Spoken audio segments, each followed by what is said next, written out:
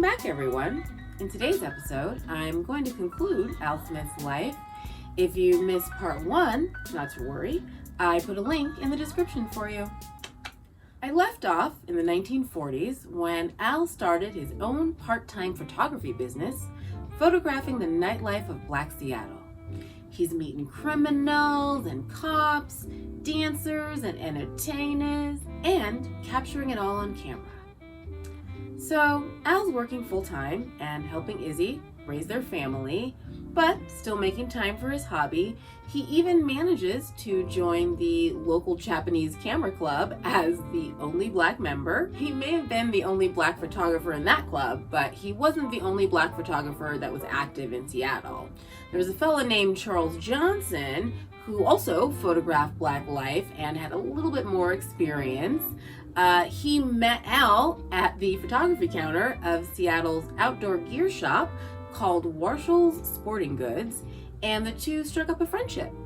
Smith was a self-taught photographer, and he recognized that Johnson's skills were way more advanced than his, so he asked if he could get some photography and darkroom developing pointers. Johnson invites Al to his house, and he actually finds that they have a lot in common and he wants to help him out, so he begins to teach Al the tricks of the trade. Eventually, after some coaching from Johnson, Al picked up a professional quality 4x5 speed graphic camera, and he also created his own makeshift darkroom in his kitchen. He did eventually get a real darkroom once he and Izzy bought their first real home, though, so don't worry, wasn't in the kitchen forever. Now that Al's got this new camera and a little bit more instruction, he started to develop a habit of taking his camera pretty much everywhere he went. No occasion was too big or too small for Al. He always seemed to be where the action was, even photographing events that were held with Joe Louis, Emmett Kelly, Ralph Bunche, Thurgood Marshall, and President Harry S. Truman. So he photographed a lot of famous people for a guy with no professional training. What I find particularly interesting about Al's photography are the expressions that he captured on the faces of his subjects. Al was said to be a pretty easygoing guy whose presence immediately put people at ease, and I feel like you can really see that ease and comfort in the faces of those he photographed. Another fact that I find fascinating was that Al was not a judgmental person in a time where, it was pretty judgmental. He photographed interracial couples during a time when both were seen as abnormal or distasteful. Al photographed them in a way that showed dignity, joy, love, and a sense of playfulness. Al's photos documented Seattle's Caucasian, Chinese, and Japanese communities, which is both historically unique and visually compelling, as it's a record of life in Seattle that doesn't exist anywhere else. You can only get it from Al's photos.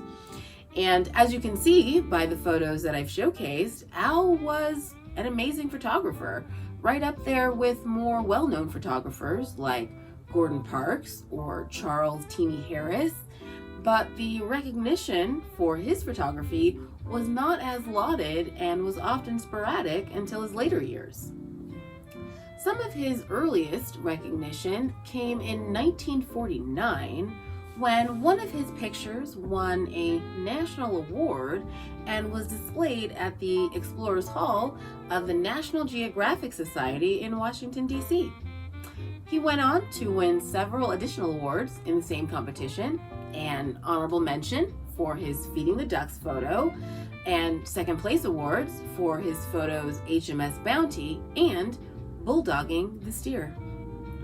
In the 1960s, Smith attended and photographed civil rights marches and demonstrations, as well as Black Panther rallies, and by the 1970s, he was a familiar face at Seattle Supersonics basketball games, where he was basically the unofficial photographer of the 1979 NBA championship team. In the mid-1980s, Smith met a man called Howard Gisk.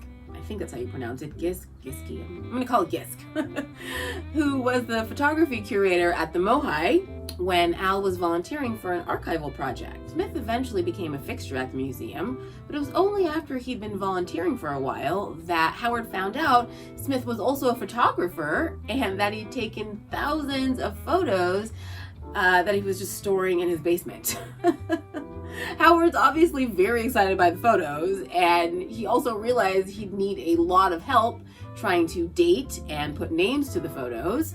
So he applied for and received a grant from the King County Landmarks and Heritage Commission in support of collaboration between Al and volunteers with the Black Heritage Society of Washington State and Seattle's Museum of History and Industry. They then launched a multi-year project that organized and vetted several hundred of his vintage photos. It's way more than that, but they got through a lot. This led to an exhibit that was titled Al Smith's Neighborhood, and that was held at the MOHAI from January through March of 1986. And in June, a smaller exhibit was presented. Also, that same month, Mayor Charles Royer honored Smith along with Fitzgerald Beaver, who was the publisher of Seattle's black newspaper, The Facts, and he declared June 8th to be Fitzgerald Beaver Albert Smith Day. So he had a whole day named after him. By that time, word of the existence of such a historically significant photo archive was starting to spread, and by the 1990s, some of Al's photos began to be licensed for commercial use. Mainly in documentaries, and as the years have passed, his work has begun to appear more frequently when referencing Black life and jazz from the 1940s to the 1960s. Al passed away, unfortunately, in 2008, but in 2009, his estate started to load out his photos, and in 2014, the Al Smith Foundation actually made a final and permanent donation of Al's images, which was an archive of over 10,000 photographs, and they also donated his gear to the MOHAI. They were charged with preserving and protecting the historically priceless materials so future generations, me, you, our kids, their kids' kids, can enjoy, appreciate, and learn from his work. They are constantly searching for the names and establishments that go with Al's photos, as many didn't come with that information, so I've left the museum's details in the description for you, so you can not only learn how to view the photos in person, but also so you can see if perhaps you or anyone you know knows the people in the photos. Maybe you can be a part of history. And that's it, my dears. We're done. Hopefully, I'll see you the Friday after next when I do an episode on the Cotton Club, which was inspired by my girl Angelique Noir. She sent me some really fascinating information that piqued my curiosity and got me on that research tip, which you know I love. So definitely hope you join me for that. And if you don't know who Angelique is, you should definitely do yourself a favor and look her up and subscribe to all of her social media, because she is amazing. Not only does she look like a black Barbie doll come to life, but she's also a lovely person with a great heart. So definitely check her out too. Anyway, as always, if you liked what you saw, please like and subscribe, and I'll see you next time.